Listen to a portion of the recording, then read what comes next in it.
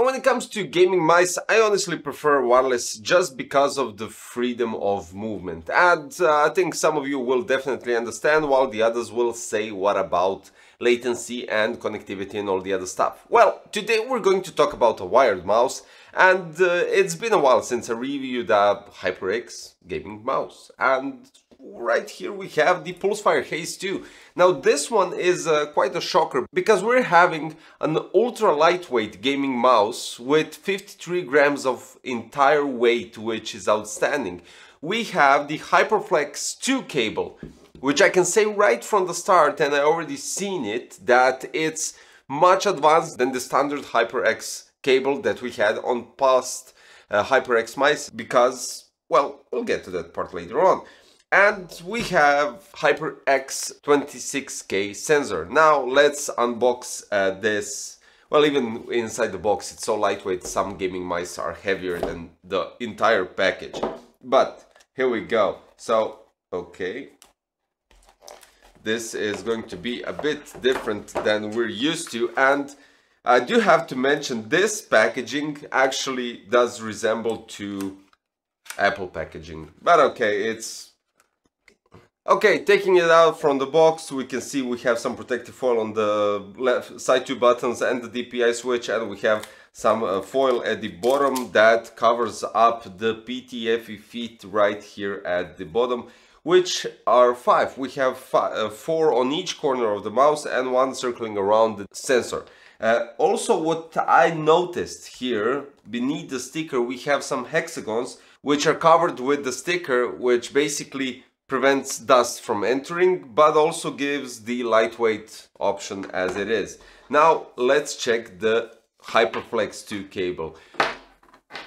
Okay, wow. Now what I can say right from the... Okay, this is tangled a bit, but what I can say is right from the box is that the cable is really adaptable. And when I say adaptable, it means that whatever the shape I do, it stays in that way until I move it in a... Well, basically it's not in that terms adaptable like a spring or anything similar to that. But what it happens is that it's much more flexible in terms of movement. So as I fixate the cable on one point, it does move quite nicely. And the good thing is the HyperFlex cable, which was version 1, had the situation where it would be eventually wrinkled on the connection part. Right here we don't have this situation because it's a bit more sturdier, I would say, during the whole braidiness of the cable. So the edges, the connection part,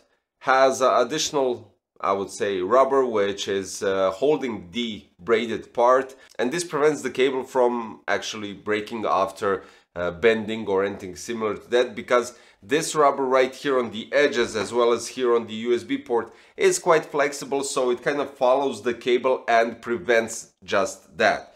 Now when we're talking about the mouse in general, we have a matte finish top with a gloss just lines here beneath the left and right click, which is quite okay. The matte finish really gives us some meaning of durability, because the left and right click won't outwear or wear off that quickly, because on gloss finish it really does.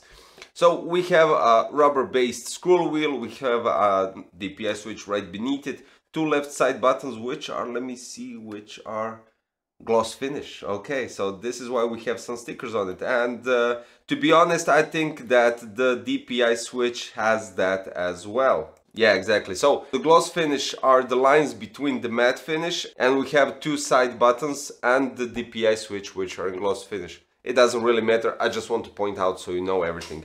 We have a HyperX logo right here at the end, and we have full HyperX logo here on the left side. It's symmetrical, it's designed for right-handed people. Basically, it's quite minimalistic. We have only RGB lights right here on the scroll wheel, well, beneath the scroll wheel, and you can control it with HyperX Ingenuity software. Now, the cable is, as I already stated, quite flexible, and here we go with a more Apple finish. This is actually rubber as well. We have the HyperX logo on the USB dongle, but that's totally unimportant. Because actually when we take into consideration that the only RGB lights that we have are on the scroll wheel, It means that this is where they sacrifice the RGB for the weight. Quite logical, even though I don't think one LED would look nice on this mouse. And I think this is quite subtle and it looks really outstanding as it is. Now, inside the box, the mouse isn't all that you get. Of course, you get a quick start guide which explains some stuff that I'm going to mention right now. We have product notices and additional PTFE feet to exchange these ones when they wear out. And you have two side grips, one for the left side and one for the right side. And also you have a grip for the left and right click. Now, what's it all about? To be honest, this mouse is so light, and since we have PTFE feet, and if you have a mouse pad that is designed for speed, so for low friction movements and stuff like that, if you hold your mouse really tightly, you'll have cramps inside your arms or anything similar to that. You'll be cramping your arm for no reason because you'll have to, well, basically catch the mouse, right? But the grips, what they help is to have a normal way of holding the mouse in terms of not cramping your arm or fingers, and still have that grip to move it properly and still hold it so it doesn't slide out. It won't, but you know what I'm saying. Even the slightest movements in some aggressive gaming sessions might take that just one bit of a movement extra that wasn't intended could cost you a headshot, right? So yeah, I mean, it's all up to you, but for you guys that are extreme gamers or like to game a lot, you know what I'm talking about. So what's it all about with this mouse? As I already stated, 53 grams of weight. We have HyperFlex 2 cable, we have HyperX 26K sensor, HyperX switches, and 8K Hertz pulling rate. Now this could be quite interesting for you guys as well. The cool thing with the additional grips and the additional PTFE skates is you'll be able to change the skates when these worn out, even though if you have a proper mousepad that is regularly cleaned or it doesn't have anything on it additionally except for the surface, you won't need to change it so often. But with the minimalistic design and everything, I really do love it. And if you're not used to a wired mouse, you still have a wireless version, which for some of you guys will be more, let's say, appreciated approach. Now let's hear the clicks. First, we're going to go with the left and right click.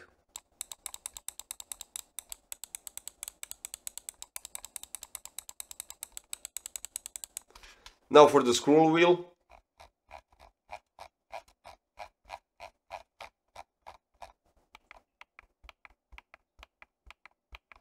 DPI.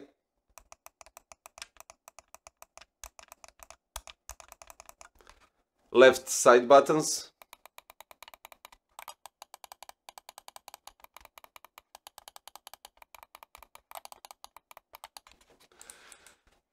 What I can say is left and right click quite normal, and I don't have to go into that explaining. The scroll wheel has, I would say, even a higher noise when scrolling when actually clicking on scroll wheel, which is quite okay because the sound of the scroll wheel isn't that irritating.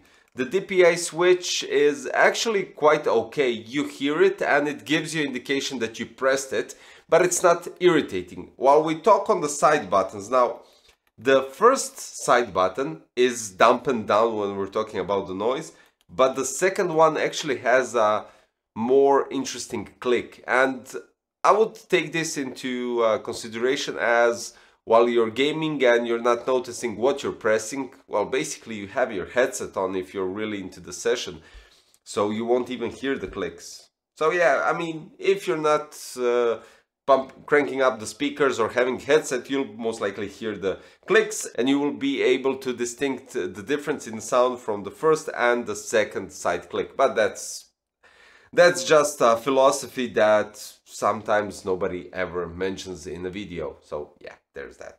So guys, I would say quite shortly that in terms of a gaming mouse, I'm quite satisfied when we take into consideration, first of all, the price. Then we take into consideration, as I love minimalistic design, don't mind this is just a background of course, but I love the minimalistic design of the mouse and the minimalism of logos on it, because I don't like extra logos and stuff like that. RGB is quite acceptable and actually makes sense because lowering and removing the RGB from the mouse, giving it some lines or anything similar to that, would just add weight to those amazing 53 grams. Enough buttons for everything. I personally don't use more than these while gaming. You get additional PTFE skates to swap the original ones that are already on the mouse, which is quite okay, and I totally understand why, for you to give you guys more meaning for the mouse at the price that you pay. And finally, we have additional grips, which is also totally understandable because for this price you get a mouse that is lightweight, as already stated, and everything, and they even added some additional stuff which you don't get with some other mice in this price category. So guys, I would say big thumbs up, because first they did improve when it comes to the weight, but they also improve when it comes to the cable, and you might consider that as well. So yeah, HyperX PulseFire Haste 2 wired gaming mouse in black and white version, and you have the wireless version as well, so you can check out the links in the description below. And that'll be all for today. Don't forget to sub, like, and notification bell for future content. And hopefully guys, I'll see you next time in a new one. Thanks, bye bye.